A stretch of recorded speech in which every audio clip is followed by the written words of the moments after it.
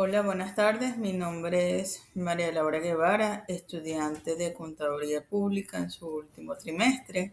En esta oportunidad voy a realizar la socialización sobre mis pasantías que realicé, en este caso, por acreditación, ya que soy funcionaria activa de la Administración Pública, específicamente de la Administración Tributaria, desde hace 9 años.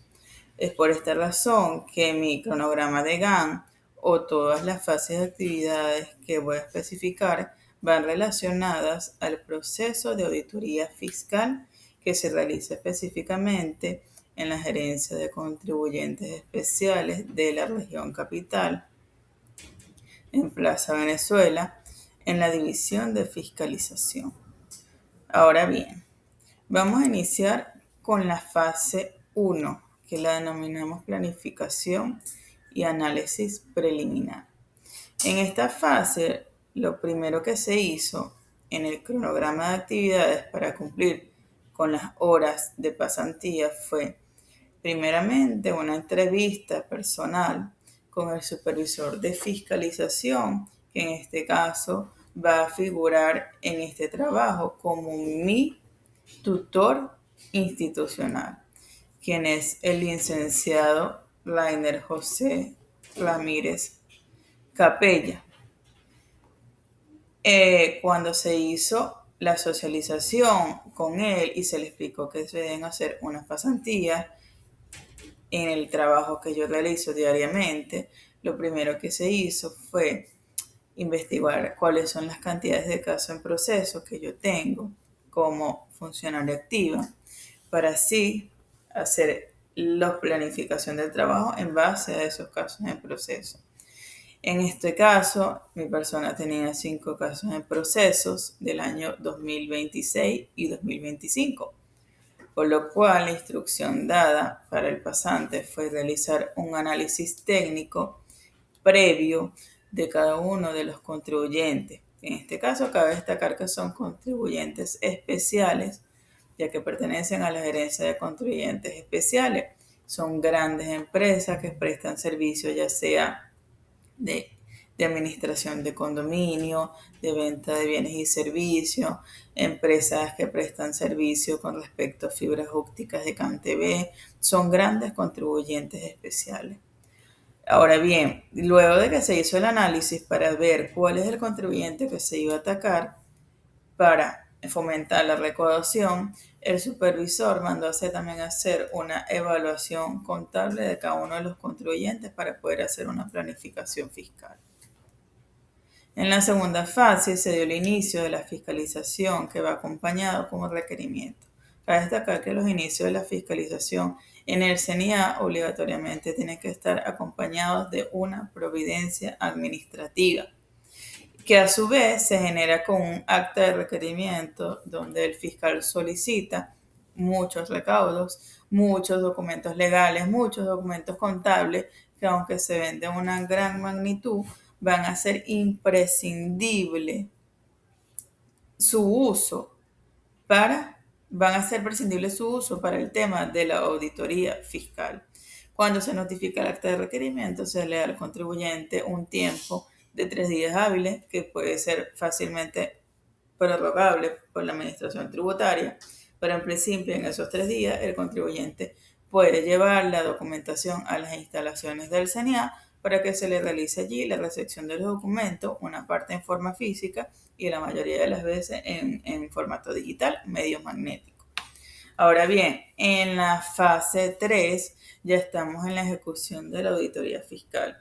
Es allí cuando ya el fiscal actuante tiene la totalidad de la información del primer requerimiento, de la información contable, llámese balances de comprobación, mayores analíticos, estados de ganancias y pérdidas, información del activo circulante, estados de cuentas bancarios, declaraciones de IVA, declaraciones de impuestos sobre la renta, todo lo que se solicite, y comienza entonces allí el fiscal o el pasante a hacer el cruce de la información, bien sea cruzando lo que declaran en el impuesto sobre IVA, impuesto sobre la renta, para así poder empezar a detectar algún tipo de falla o ilícito tributario en el cual el contribuyente esté esté acarreando, revisar los libros contables, los libros legales.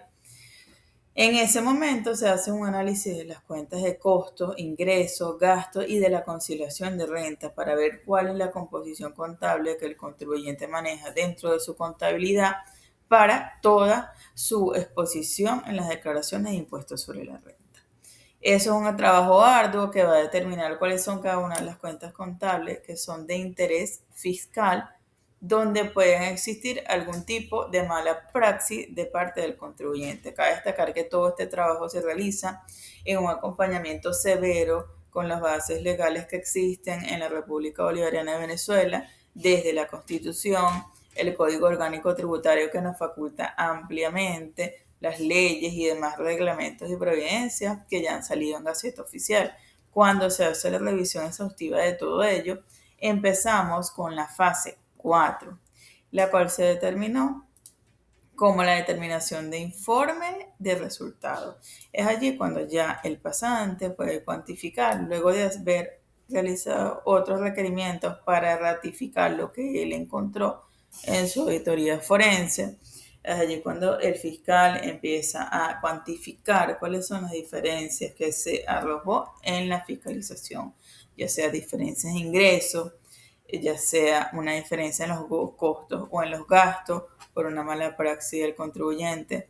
Cabe destacar que muchas veces los contribuyentes buscan aumentar sus costos, sus gastos para disminuir la renta neta y así pagar menos impuestos al fisco. Eso es una realidad que existe y siempre va a existir dentro de la planificación fiscal del contribuyente. Por otra parte, en la fase 4 lo que se realiza es un informe fiscal que va acompañado de unas conclusiones que realiza el fiscal, donde él levanta una cédula de hallazgo. La cédula de hallazgo es un resumen específico de cuáles son los ilícitos tributarios que se encontraron, ya sea de manera material o formal. ¿Qué va a significar esto en el flujo de caja del contribuyente por pagos de impuestos, multas e intereses? ¿Y cuál es el basamento legal que faculta para realizar este levantamiento de una cédula de hallazgo? Para así proceder e ingresar a la fase 5, que sería el cierre del procedimiento y las conclusiones. ¿Por qué? Porque lo último que se realiza es una emisión del acta de reparo, que se hace de acuerdo a todo el basamento legal que se levantó. El fiscal, el pasante, en este caso, levanta su basamento legal, se lo demuestra a su supervisor, al coordinador del área, y a su vez se imprime un juego para que baje a la sala técnica de control de gestión, que son los expertos en la materia que revisan si da lugar o no da lugar el reparo que está realizando. Después de eso y de tener un veredicto sobre el acta, se procede a imprimir 3 juegos, se procede a hacer una notificación formal en original en 3 juegos de un mismo tenor al contribuyente y ahí empieza un proceso de allanamiento de acuerdo a cuál es la posición legal del contribuyente. Ahora bien, en cuanto a los aportes que se realizó la pasantía para este procedimiento, estoy demostrando cuál es el papel de trabajo que se realizó y se montó para poder conciliar cuáles son las cuentas fiscales que van cruzadas con las cuentas contables dentro de la contabilidad del contribuyente. Cabe destacar que para las normas contables que existen, el contribuyente no tiene ningún tipo de medida para las cuentas que él va a manejar dentro de su contabilidad. Pueden ser infinitas, un contribuyente puede manejar 10 o 100 cuentas contables. Se realiza este papel de trabajo con la finalidad de que se pueda cruzar qué declaró el contribuyente para el ejercicio fiscal investigado, en cuál ítem lo declaró y cuáles son las cuentas contables que están entrando, incursionando en esa cuenta fiscal. Esto lo que nos va a hacer es facilitar el trabajo del pasante para que pueda visualizar de una mejor forma cuáles son las cuentas que realmente tienen un tipo de interés fiscal. En conclusión, esta pasantía en mi campo laboral me ayudó mucho a cruzar lo que vi en lo largo de mi carrera como contadora pública en un futuro y poder cruzar cuáles son las partes que se rigen con la administración tributaria.